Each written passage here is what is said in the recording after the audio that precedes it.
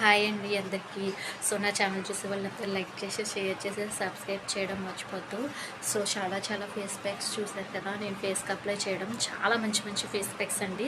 నేను లైవ్లోనే చూపిస్తాను మీకు. ప్రతి ఫేస్ ప్యాక్ కూడా ఫేస్ అంతా గ్లోయింగ్గా రావడానికి, అట్ ద సేమ్ టైం మనం చాలా ప్రోడక్ట్స్ వాడుతూ ఉంటాం ఫేస్కి సంబంధించి. అవన్నీ ఫేక్ అండి. మనం న్యాచురల్గా మనకి ఇంట్లో దొరికి గంధమే కాదు, పాలే కాదు అండ్ పెరిగే కాదు, ప్రతిదీ మీకు యూజ్ అయ్యేదేనని లైవ్లో చూపిస్తాను నేను. ఏంటి చూస్తున్నారా, ఇప్పుడు ఈ బియ్యం రైస్ చూపిస్తున్నాను అనుకుంటారు కదా మీరు. రైస్తో చాలా మంచి ఫేస్ ప్యాక్ అండి. ఏంటంటే మనం చూస్తున్నారు కదా, మనం ఈ రైస్ ఉన్నాయి కదా, సో మనం రైస్ ఇవి చూస్తున్నారు కదా, మనం కోటా బియ్యం అంటారు వీటిని.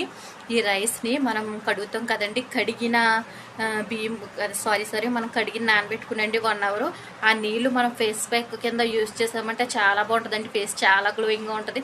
చాలా మంచి టిప్ అండి ఇదైతే. ఎవ్వరు కేరళ వాళ్ళు యూజ్ రైస్ అండి, కేరళ వాళ్ళు అండి. కేరళ వాళ్ళు ఏం చేస్తారంటే, ఈ బియ్యం ఉంటాయి కదా, ఇవి నేను చేతులు ఎందుకు పెట్టుకున్నానంటే, మీకు కోటా బియ్యం అంటారండి. కోటా బియ్యం అయితే మనం గెంజు కూడా జిగిరిగా ఉంటుందండి. అట్ ద సేమ్ టైం మనం నానబెట్టుకున్న నీళ్లు కూడా మనకు చిక్కగా వస్తాయండి.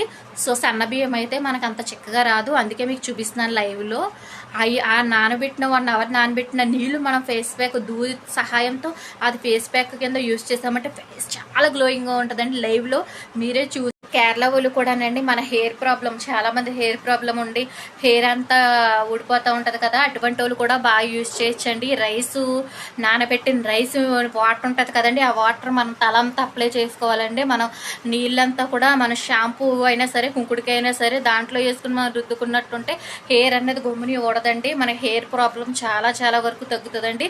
సో రైస్ వాటర్ వల్ల చాలా బెనిఫిట్స్ ఉన్నాయండి. ప్రతి ఒక్కళ్ళు కూడా ఇలాంటి చిన్న టిప్స్ వల్లేనండి బాగా యూజ్. మీరే చూస్తున్నారు కదా, రైస్ వాటర్ వల్ల నేను రైస్ వాటర్ కూడా హెయిర్కి బాగా యూజ్ చేస్తానండి.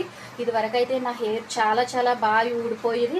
ఇప్పుడు రైస్ వాటర్ అంటే మనం 1 అవర్ ముందు 2 అవర్స్ ముందు కోటా బియ్యం అంటారు కదా మనకి, ఆ కోటా బియ్యము నానబెట్టండి. ఆ నానబెట్టిన వాటర్ ఉంటుంది కదా, అది షాంపూ అయినా సరే, కుంకుడుకాయలు అయినా సరే యూజ్ చేసుకోవాలండి. మన తలకి అలా పట్టించారంటే తల హెయిర్ ప్రాబ్లం బాగా తగ్గుతుందండి. ప్రతి ఒక్కళ్ళు కూడా సిల్క్గా కూడా ఉంటుందండి హెయిర్.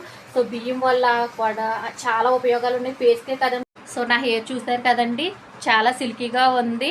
యాక్చువల్గా నేను కూడా అలా బియ్యం కడుక్కున్న వాటర్ అండి బాగా యూజ్ చేస్తాను నేను హెయిర్కే కాదు ఫేస్కేనండి. ఫేస్కి కూడా రెండింటికి యూజ్ చేస్తాను. నా జుట్టు ఇంకా ఊడిపోయేదండి, ఇప్పుడు కొంచెం తగ్గింది. అలాగని మరీ లావుగా కూడా లేదు, సమానంగా ఉంది కదండి. సో మీరే చూస్తున్నారు కదా, బియ్యం కడుక్కున్న వాటర్ చాలా బాగా యూజ్ అవుతుందండి. ఇంకొకటి ఏంటంటే, కేరళ వాళ్ళు ఉంటారు కదా, కేరళ వాళ్ళు హెయిర్ చాలా లాంగ్ హెయిర్లా ఉంటాయండి. వాళ్ళు ఏం చేస్తారంటే రైస్ కడుక్కున్న వాటరేనండి తలకు అప్లై చేస్తారండి. సో దాని గురించి వాళ్ళు హెయిర్ కూడా చాలా బాగుంటుందండి. కేరళ వాళ్ళ హెయిర్ కూడా లాంగ్ హెయిర్ ఉంటుంది.